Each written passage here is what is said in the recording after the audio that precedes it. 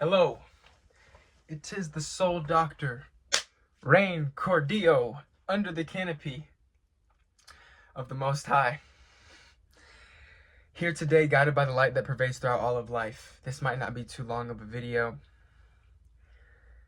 I just tried to meditate for 20 minutes. This is something that in my past I've done with ease. And it took this focused intensive practice to be able to truly see how long the trauma/pain body had truly been enacting for me in a low energy repressive state. Because the moment that voltage comes online, that I feel spiritually alive, my body yearns for nothing except for to be contained, to hold itself, to not need to tether to external validities and vicarious tendencies, egregores, entities, habit loops, etc. A difficulty within this surrendering into the void, into the zero, to be able to allow all quantum potentialities to render as manifested ability in front of me. We all know that when you let go of all the perceived notions of the body, one becomes truly free spiritually and is able to be anything within this formulated reality, but also in the formless beyond what is perceivable by the human eye.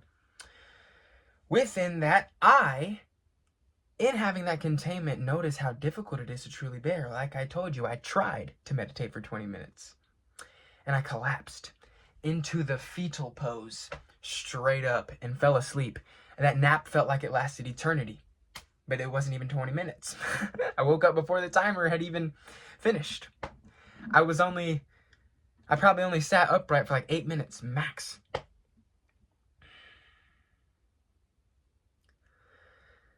And a lot of my brain was toiling as to what I'm supposed to do with this perceived weight.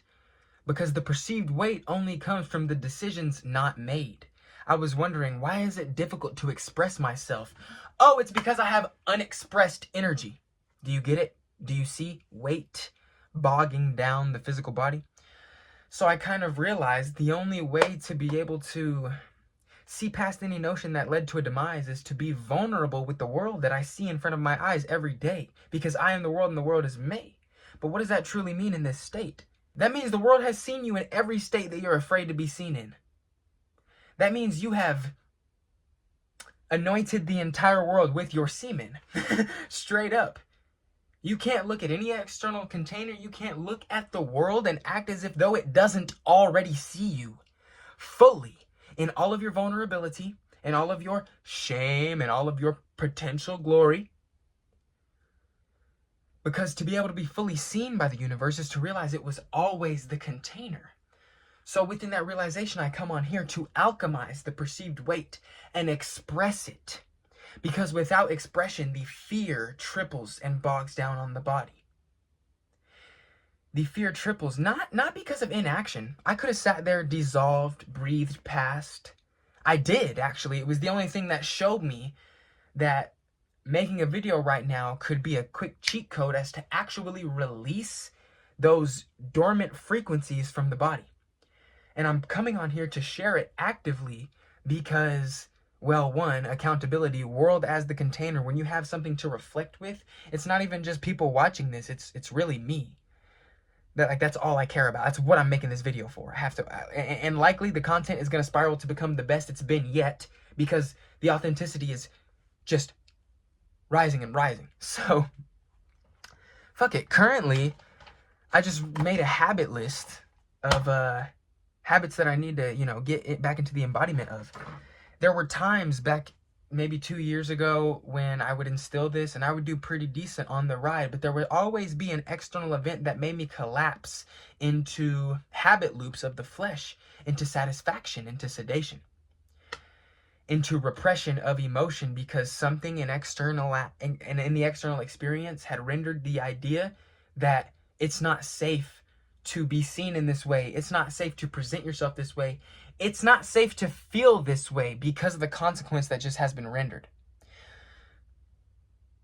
Stillness, slowness, self-trust, Sitting within the somatic body without running away, sitting with all the weight instead of repressing it. I used to repress it through self-harm, but sitting in that stillness actually allows you to see. How every decision you made is exactly what led to the consequence that you're experiencing in this body, but running away will only triple them. Running away will only stack them on top of the other. Repressing is only depressing. It can only lead to that frequency unexpressed and then dormant. And this weight that makes you want to sedate even more and die. That's the feeling of suicide. The weight that you have to pick up to actually move the needle because of how long you've spent in the loops of pleasures of the flesh. Because we grew up thinking that these fleshly satisfactions and satiations were the things that were okay to collapse into, simply because our environment was just the feelings of unsafety coupled with pain. Unsafety, perceived unsafety plus pain is just a recipe for disaster, overstimulation, pain body, what created likely me and you today in the environments that we were calibrated growing up in. But now that you see, when you allow yourself your bodily safety, first of all, allowing yourself your bodily safety is the only thing that can give you self-trust, because how are you going to have self-trust if you don't have any actions that show you can trust yourself? It's just about choosing not to sedate. It's just about choosing not to repress, because there's an egregoric loop that has you repressing. Overriding that, really not even overriding, surrendering into the choice of the soul, not the loop of the flesh. That's so difficult to see at certain moments. Sometimes the flesh protects us, like puts us in this fucking cocoon of descent, purposefully doing the actions that we know are bringing us backward, to no longer resist them, to no longer look at that as if though it could diminish my soul in any way, seeing through all the illusions of fragmentation, not by chasing wholeness, but by accepting the fragmentation, becoming so fragmented that it melts into wholeness, not flinching in the face of distortion. Which, that collective interfacing, it goes hand in hand with your current somatic body. And just making the choice to hold space for yourself in times where you feel unsafe or your pain body is screaming like hell. My pain body didn't even start screaming like hell again until I gave it the opportunity to do so, until I sit still long enough to actually hear what I've been repressing with loops of sensation, sedation, and choice.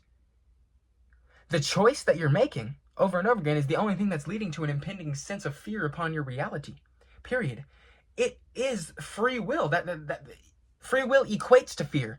That's the baseline of human incarnation. Wah! We all came out screaming, afraid, raging. But human expression is the alchemy of fear. So I'm on here, reinstilling expression, stamping, etching grid work into the ether for you, your own universe, correct? And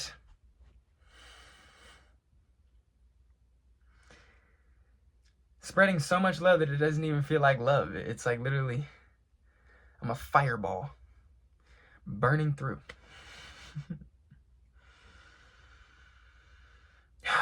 So, one of the habits on the new habit installation is 20 minutes of meditation, attempted at least, per day. I'm gonna start making long-form content as a marker as to the things that I witness within this, within sitting with myself and not choosing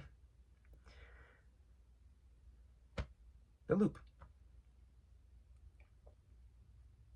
The human cycle.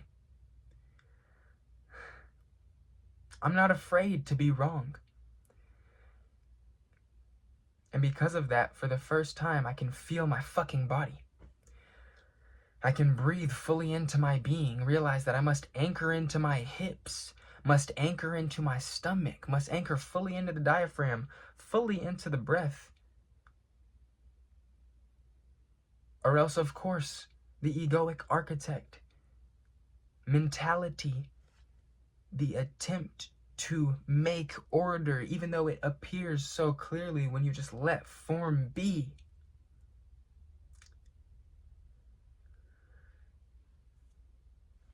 I love you.